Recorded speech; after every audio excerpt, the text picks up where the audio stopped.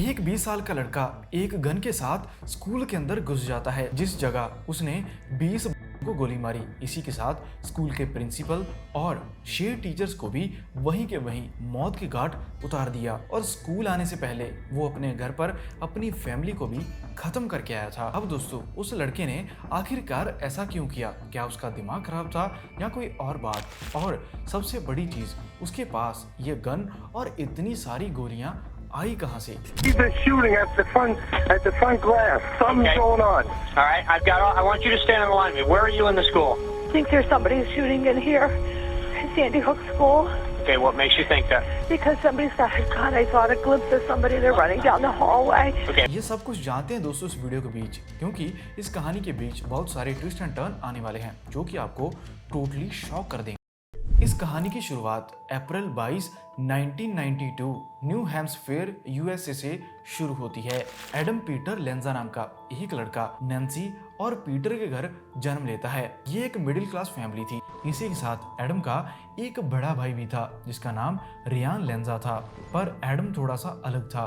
जन्म के बाद 3 साल तक वो बोलता ही नहीं था, और जब उसने बोलना स्टार्ट किया तो वो कुछ ऐसी बातें बोलने लगा जो कि किसी को भी समझ नहीं आती, क्योंकि डॉक्टर्स का ये कहना था कि इसे एक डिसऑर्डर है, जिसके बाद ये छोटी छोटी चीजें भूल जाता है, जैसे बोलना कैसे है, स्मेल कैसे करना है और टच क्या है। ये सारी चीजें भूलता हुआ ये इंसान धीरे धीरे एक ऐसी अवस्था में आ जाता है कि इसने एक ऐसा खूंखार रूप धारण कर लिया। शुरू में ही एडम को ये सारी तकलीफें होनी शुरू हो जाती हैं, जिसके बीच उसे कपड़ों के टैग भी तंग करते हैं। इसी के साथ बहुत बार ऐसा होता था कि वो दीवारों के बीच अपने सर को मारता, अपने नाखूनों के साथ अपने फेस को स्क्रैच कर देता, और कभी कभार तो एक ही जगह पर फ्रीज होकर बैठ जाता। वो दूसरे बच्चों से बहुत ही ज्यादा अलग था, और इसी बिहेवियर के कारण उसे एक अलग स्कूल में भेजा गया। पर वहां जाने के बाद वो और भी ज्यादा वायलेंट हो जाता है। उसे स्पीच थेरेपी भी दी गई, लेकिन इसके साथ भी उसकी पर्सनैलिटी के ऊपर 1% भी फर्क नहीं पड़ता।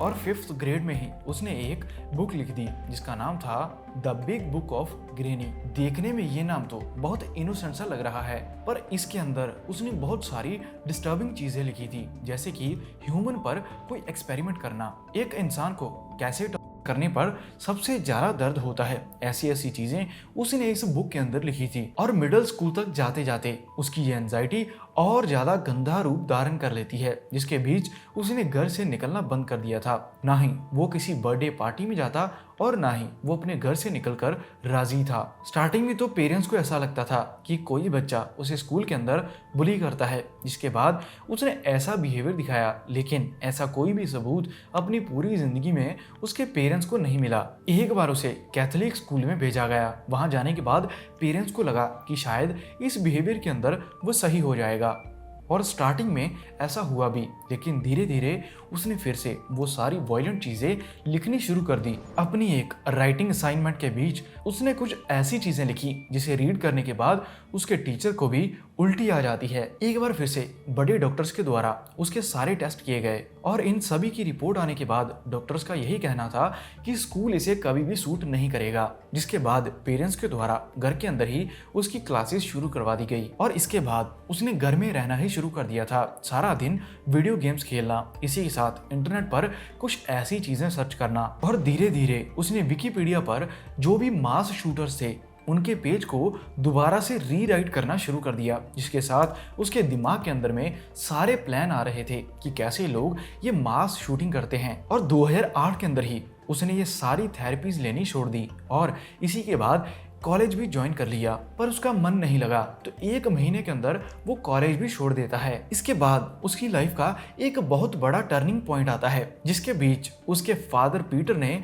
उसकी मां नैन्सी से डिवोर्स ले लिया, और ये बात एडम के दिल पर बहुत ज्यादा चोट पहुंचाती है। अब उसका बड़ा भाई रियान भी आगे की स्टडी के लिए न्यूयॉर्क चला जाता है, तो घर के अंदर उसकी माँ और वो अकेले ही बचे थे। उसकी माँ और वो खुद घर के अंदर ही बंद रहते, यहाँ तक कि उसे ओसीडी हो चुकी थी, और वो अपनी माँ से भी ईमेल पर ही बात करता। ओसीडी के कारण वो हर रोज नए कपड़े पहनता, अपने हाथ को इतना ज्यादा धो देता कि उसकी स्किन पे पील हो जाती। अब आता है इस ट्रू क्राइम का असली दिन। 14 दिसंबर 2012 जिस दिन सुबह सुबह ही एडम के हाथ में इस शॉटगन के साथ अपनी सो रही माँ पर उसने 4 गोलियां चलाई और अपनी माँ को वहीं के वहीं खत्म कर दिया। अब वो अपने घर से बाहर निकलता है कि ये 4 गोलियां उसने अपनी फैमिली के लिए चलाई थी। सबसे पहले उसके फादर पीटर, उसकी माँ नैन्सी, उसके भाई रियान और चौथी गोली उसके खुद के लिए। उसके बाद वो घर से निकलता है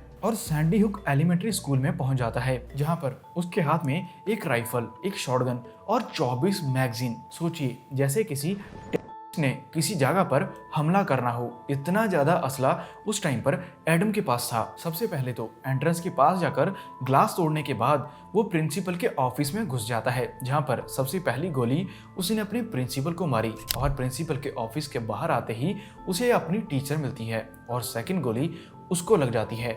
और तभी प्रिंसिपल के ऑफिस के साथ ही छोटे की क्लास थी। अंदर जाते ही उसने गोलियों की बारिश कर दी और सभी गोलियां स्टूडेंट्स पर चलानी शुरू कर दी, जिसके बीच बहुत सारे स्टूडेंट मारे गए। इसी के बीच एक छोटी लड़की थी जो कि जमीन पर कूद जाती है और उसने ऐसा प्रिटेंड किया कि वो मर चुकी है, जिसके बाद आज उसकी जान बच गई। एक 6 साल का बच्चा जैसे लेविस, उसने बहुत ज्यादा बहादुरी दिखाई और वो एडम की आंखों में आंखें डाल लेता है और उसे बातें करनी शुरू कर देता है, जिसके बीच उसने बाकी के बच्चों को टाइम दिया और उन बच्चों की जान बच सकी। लेकिन इसी के बीच एडम ने उसे भी गोली मार दी और इसी के बाद सिर्फ 6 मिनट के अंदर एडम ने 26 लोगों को मौत के घाट उतार दिया था, जिसके बाद पुलिस वहां पर पहुंचती है। लेकिन इससे पहले ही एडम अपने आप को गोली मार देता है और जिसके बाद पुलिस ने सारी इन्वेस्टिगेशन की और पता चला कि एडम ने गुस्से में आकर ये काम नहीं किया, ये तो उसकी प्लानिंग थी